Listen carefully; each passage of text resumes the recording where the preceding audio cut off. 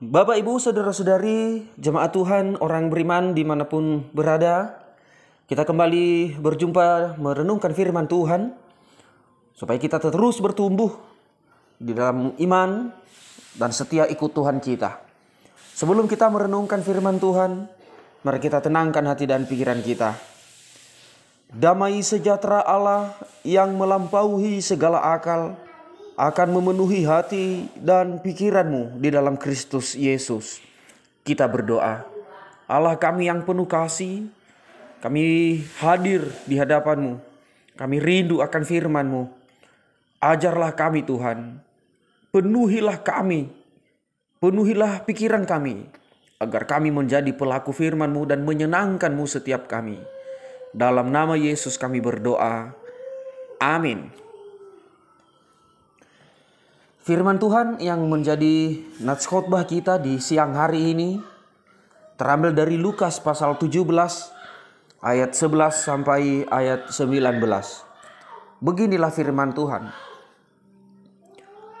Dalam perjalanannya ke Yerusalem, Yesus menyusur perbatasan Samaria dan Galilea. Ketika ia memasuki suatu desa, datanglah 10 orang kusta menemui dia. Mereka tinggal berdiri agak jauh dan berteriak, "Yesus, Guru, kasihanilah kami." Lalu ia memandang mereka dan berkata, "Pergilah, perlihatkanlah dirimu kepada imam-imam." Dan sementara mereka di tengah jalan, mereka menjadi tahir.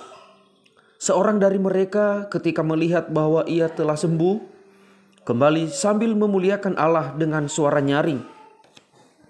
Lalu tersungkur di depan kaki Yesus dan mengucap syukur kepadanya. Orang itu adalah seorang Samaria. Lalu Yesus berkata, "Bukankah ke-10 orang tadi semuanya telah menjadi tahir? Di manakah yang 9 orang itu? Tidak adakah di antara mereka yang kembali untuk memuliakan Allah selain daripada orang asing ini?" Lalu ia berkata kepada orang itu, "Berdirilah dan pergilah, imanmu telah menyelamatkan engkau." Sampai di situ pembacaan nats firman Tuhan. Saya menyapa saudara di dalam Tuhan. Salam. Tema khotbah adalah iman yang menyelamatkan. Kita sebagai umat Tuhan telah menerima berkat Tuhan. Kita pernah menerima mujizat dari Tuhan. Kita pernah merasakan hal-hal yang di luar pikiran kita pernah terjadi bagi kita. Semua apa yang kita alami, semua yang terjadi dalam hidup kita, tidak ada sesuatu yang terjadi selain daripada Tuhan. Karena itu kita harus punya pemahaman, Bapak Ibu Saudara-saudari, bahwa orang yang benar-benar telah diselamatkan, orang yang benar-benar telah menerima anugerah dari Tuhan, dan orang yang benar-benar beriman, pasti menunjukkan kepekaan akan hal-hal rohani. Salah satunya adalah kepekaan akan anugerah yang terjadi dalam hidupnya. Kepekaan akan kasih Allah yang sering dia alami. Hidupnya pasti penuh syukur. Hidupnya dipenuhi dengan puji-pujian kepada Tuhan. Perbuatannya selalu berdasarkan melakukan firman Tuhan. Sadar bahwa hidupnya hanya pertolongan Tuhan. Sehingga imannya semakin bertumbuh.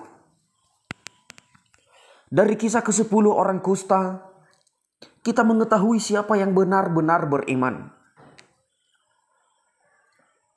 Kita bisa belajar bagaimana bersyukur karena iman kepada Tuhan. Bagaimana kita bersyukur, berterima kasih dan kembali memuji Tuhan.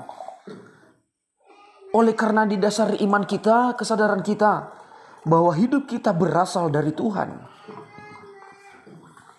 Ketika Yesus berjalan ke Yerusalem, ketika memasuki suatu desa, datanglah 10 orang kusta. Dari jauh mereka teriak minta tolong untuk disembuhkan. "Yesus, Guru, kasihanilah kami." Pada saat mereka minta tolong, Yesus hanya menyuruh mereka memperlihatkan diri kepada para imam-imam. Karena pada saat itu orang penyakit kusta itu dianggap najis dan tidak boleh gabung dengan orang banyak. Mereka diasingkan di suatu tempat khusus. Dan untuk membuktikan mereka telah sembuh, supaya mereka bisa bergabung lagi kepada orang banyak, harus melalui pemeriksaan para imam. Jika dari seleksi para imam bahwa orang yang penyakit kusta itu telah sembuh, baru mereka bisa bergabung kepada orang lain, berbaur kepada orang banyak. Itulah sebabnya Yesus menyuruh mereka memperlihatkan diri mereka kepada imam-imam. Karena memang itu ukuran yang menilai kesembuhan adalah para imam. Walaupun pada saat itu mereka masih penyakit kusta, tetapi Yesus langsung menyuruh mereka, "Silakan pergi, perlihatkan dirimu kepada para imam." Awalnya memang mereka semua beriman. Tanpa bertanya dan tanpa ragu, mereka langsung pergi. Tidak ada keraguan dan ketakutan dalam perasaan mereka. Tidak bertanya kepada Yesus. Kan mereka bisa saja bertanya kepada Yesus, "Bagaimana ini Yesus? Kami masih kusta. Bagaimana kami bisa memperlihatkan diri kepada imam?" Mereka tidak memperdebatkan itu lagi. Dengan penuh percaya dan beriman, mereka langsung pergi. Dan memang terbukti di pertengahan jalan mereka menjadi tahir. Sehingga ketika mereka sampai kepada imam, mereka sudah sembuh total. Awalnya mereka memang beriman, tetapi pada akhirnya ini yang berubah. Setelah mereka sembuh, iman mereka berubah. 9 orang lupa kembali bersyukur kepada Yesus. Hanya tinggal 1 orang yang kembali, yang sadar, yang benar-benar percaya dan beriman bahwa kesembuhan itu berasal dari Yesus sendiri. Bapak, Ibu, saudara-saudari, iman yang sesungguhnya itu tidak hanya sebatas ketika permintaan kita dikabulkan. Iman yang sesungguhnya itu tidak bisa diukur hanya karena terjadi mujizat dalam hidup kita. Tetapi iman yang sesungguhnya itu sampai kepada hidup yang memuji-muji Tuhan, sampai kepada hidup yang menyembah Tuhan, yang penuh dengan syukur berterima kasih kepada Tuhan oleh karena iman, oleh karena percaya bahwa mujizat itu, kesembuhan itu, berkat itu, sukacita itu berasal dari Tuhan. Itulah iman yang menyelamatkan. Sadar bahwa apa yang kita terima adalah dari Tuhan. Kita menyadari dan percaya bahwa Tuhan telah melakukan yang terbaik bagi kita. Tuhan mau jika iman kita sempurna, yaitu jika hidup kita penuh syukur. Makanya Yesus bertanya, "Di mana yang 9 orang? Tidak adakah di antara mereka yang kembali untuk memuliakan Allah selain daripada orang asing ini?" Disitulah kita bisa melihat dan menilai perasaan Yesus ketika kita lupa bersyukur kepadanya. Dia bertanya, di mana mereka? Kenapa mereka nggak kembali bersyukur kepada Tuhan? Bapak, Ibu, saudara-saudari, sekali lagi marilah kita memiliki iman yang sungguh-sungguh kepada Tuhan. Ketika kita menerima berkat, ketika kita menerima sesuatu keajaiban yang membuat hidup kita penuh dengan sukacita, kita harus benar-benar menyadari bahwa itu adalah dari Tuhan. Selain daripada kita telah menerima berkat Tuhan itu. Pikiran iman kita langsung kepada Tuhan. Terima kasih Tuhan. Itulah iman yang sesungguhnya. Bersyukur selalu kepada Tuhan. Itu berarti hubungan kita dengan Tuhan itu tidak pernah terputus.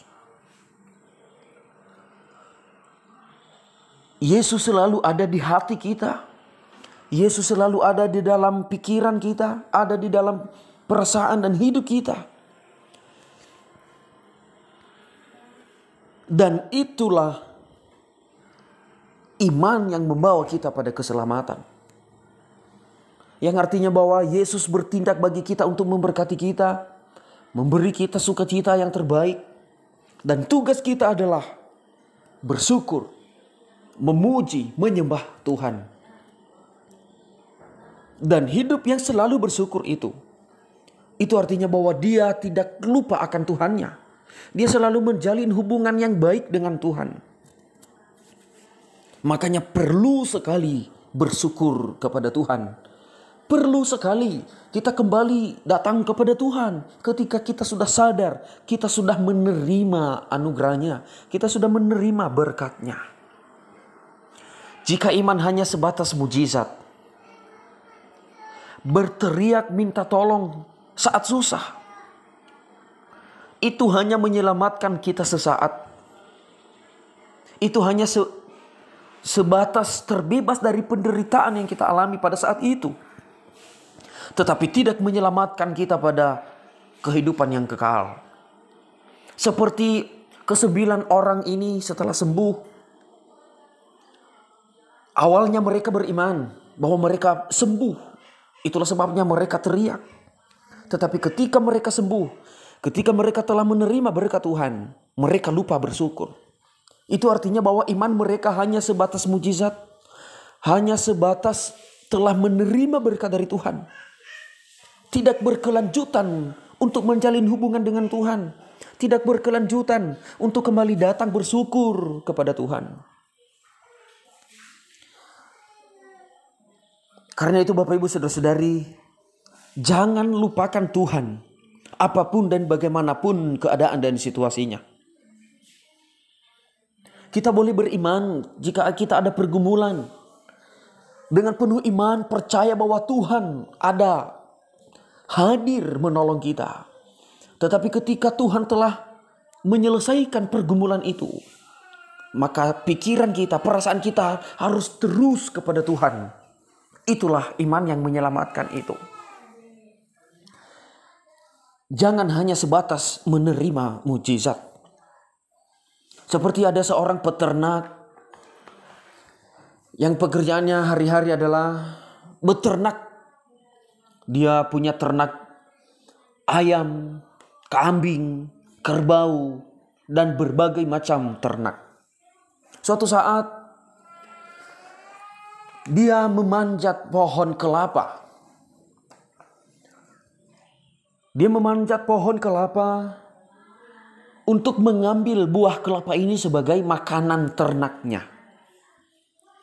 Ketika dia sampai di atas pohon kelapa, tiba-tiba ada angin kencang sekali. Dan pohon kelapa yang dia naikin tadi itu terus goyang. Dan dalam hatinya, dalam perasaannya, itu adalah celaka besar. Dia sangat ketakutan. Karena sedikit saja dia melepaskan, tangannya terlepas dari pohon kelapa, dia pasti akan jatuh. Sehingga dalam ketakutannya dia berdoa, Tuhan, tolong saya, hentikan angin ini. Selamatkanlah saya sampai turun sampai ke tanah. Jika Tuhan mengabulkan doaku ini, maka ada ternak saya, kerbau, saya persembahkan kepada Tuhan. Dan mulai dengan penuh iman, dia mulai turun di batang pohon kelapa. Dan angin terus menggoyang pohon kelapa itu. Dia semakin turun dan sampai pada pertengahan batang pohon kelapa. Dan dia kembali berdoa di situ. Tuhan, jika Tuhan menolong saya sampai turun ke bawah, saya akan mempersembahkan kepada Tuhan seekor kambing. Dan dengan penuh iman, dia pelan-pelan turun ke bawah. Dan angin sudah mulai reda. Bukan sekencang yang tadi. Semakin turun. Hingga sampai dia ke tanah ke bawah. Dan angin juga berhenti, sudah tidak ada lagi. Setelah dia sampai ke tanah, angin juga sudah berhenti. Sudah tidak menakutkan lagi. Dia kembali berpikir, sayang kalau saya persembahkan kambing kepada Tuhan. Sayang kalau saya persembahkan kerbau kepada Tuhan. Udahlah, saya sudah selamat. Saya sudah sampai ke bawah. Angin juga sudah nggak ada lagi. Akhirnya apa yang dia janji kepada Tuhan tadi sudah tidak ada lagi di pikirannya. Itu artinya dia lupa bersyukur. Hanya pada saat terdesak, hanya pada saat membutuhkan, dia berteriak kepada Tuhan. Setelah Tuhan mengabulkan permintaannya dan doanya, dia kembali lupa datang bersyukur kepada Tuhan. Itu artinya bahwa iman hanya sebatas mujizat. Iman hanya sebatas memohon, meminta kepada Tuhan pada saat pergumulan. Iman yang menyelamatkan itu iman yang terus datang kepada Tuhan. Iman pada saat bergumul. Iman juga bersyukur kepada Tuhan. Iman yang selalu setia kepada Tuhan.